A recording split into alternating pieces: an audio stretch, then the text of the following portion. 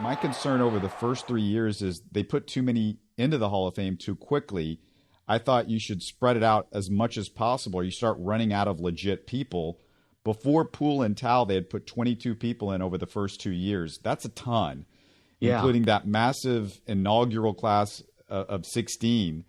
Are we going to run out of players soon? I mean, how quickly, Stephen, do we get to Tony Eusebio and Craig Reynolds? It's funny. You mentioned Craig Reynolds. His name popped into my mind today. It's like, well, they're not going to try to put Craig Reynolds in, are they? Yeah. The first year, Robert, as you said, there were 16. I think 14 of them were players. Gene Elston and Milo Hamilton got in, and then you had Roy Hoffines and some. But yeah, it was quite a launch when they first started it in 2019, and then of course 2020 they had 6. Last year they didn't name anybody, I think, because of the COVID. And then of course this year. So yeah, you start. I mean, I did some thinking about it, and there's some names that you could still say would definitely deserve it. Art Howe would be one of them. I would like to see Art get in. Of course, he was traded to the Astros from the Pirates after the 1975 season, played through 1982, I think, with the Astros, before playing one more season with the Cardinals. He could play all 4 infield positions, mostly spent time at second and third. Of course, he managed the Astros for a time, so I could see Art Howe, possibly getting in. Bran Osmus might be another one. He wasn't a great hitter, but he kind of had that Martin Maldonado effect. And he was with the Astros a couple of different times, really knew how to handle a pitching staff, just like Maldonado does. There's a closer that we don't think too much about anymore, and unfortunately he passed away back in 2008. But how about Dave Smith, who played from 1980 to 1990? He was the team's primary closer the last 6 seasons. He holds the Astros record for games pitched with 586, and he had 199 saves. So just off the top of my head, there are some names, but yeah, if you keep going at the pace of the first 2 years, Robert, you're going to be scraping and scratching in the next 5 years. Right. And I'm going to throw some names out at you, too. Glenn Davis, would you put him in? Yeah, I would. Yeah, he was part of that 86 team, and had some good years at first base, had power. Mike Hampton? Oh, yeah, Mike Hampton. You definitely got to put him in there. Ken Caminiti? Yeah, I think you have to. I mean, you're getting into the area where the MLB Hall of Fame starts going, but I think you've got to put Caminiti in at some point with the Astros. I don't know about you, but I've got to put Brad Lidge in there. Yeah, Brad Lidge would be another closer you certainly have to think about. Moises Alou? Yeah. Alan Ashby?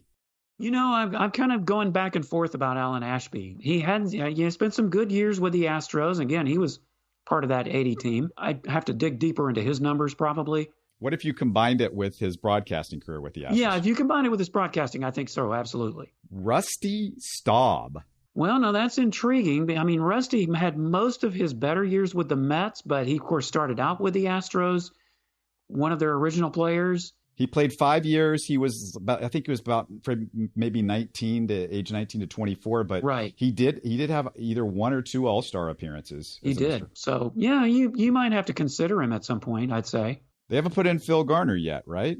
No, Garner's not on the list.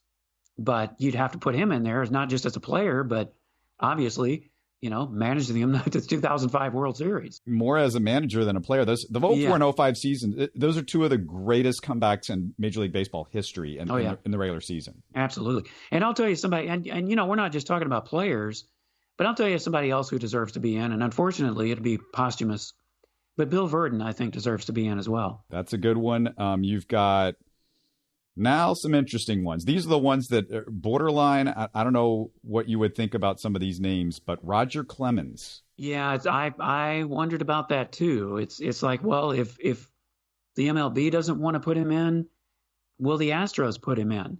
Because obviously he was as much an engineer as anybody for those 2004 and 2005 comebacks, along with Andy Pettitte, who I'm sure you might mention that name again at some point. Enos Cabell, mediocre player, but you combine it with the fact that he's been in the organization for a while. Is that good enough? Yeah, I thought of Enos as well. I think as much for his community contributions with the Astros. I mean, he's still affiliated with them. I might put him in under that category. But yeah, kind of a so-so player. He played with them for quite a few years. But I think I'd base it more on a combined factor than his play on the field. A couple of pitchers, Daryl, Kile, Dallas Keuchel, the DKs. Yeah, Dallas Keuchel, that's an intriguing name because obviously, I remember when he first came out and how inconsistent he was, and he got it together. Daryl Kile was very up and down, but, of course, his claim to fame was that no-hitter. I don't know. I'm kind of on the fence about Daryl Kile. I might say Dallas Keuchel. Couple of outfielders. This is interesting because this guy had a really good career when you put it all together. Hunter Pence. I thought about Hunter Pence too. I don't know. He was very highly talented. I remember when he came up how everybody was talking about him as the next great thing. I'm just not so sure that he graded out the way most people expected. I might have to think about him a bit. With the Astros, he was Rookie of the Year, third place his rookie year, All-Star in 2009, and then that was it. But you look at the rest of his career, and he's got 3 other All-Star appearances. He's got some World Series. I just don't know if that's good enough to be an Astros Hall of Famer, but I figured I'd throw his name. Here's another name for you. How about Kevin Bass? Another solid player. It's kind of like Terry Poole. He's kind of behind the scenes, but, Kevin Bass, I might be borderline on him as well. It was a very short career, but Jeff Kent had a big moment with the Astros, took them to their first playoff series win in history, and, his career is borderline Hall of Fame. I think he should end up in the Hall of Fame at some point. Yeah, he might. And now, as far as his time with the Astros, it was pretty short, but it was, the period of time that he got there and what he did, might merit some consideration, but I don't know about his longevity with the team might hurt him in that regard. Dickie Thon. Oh, definitely a sentimental choice.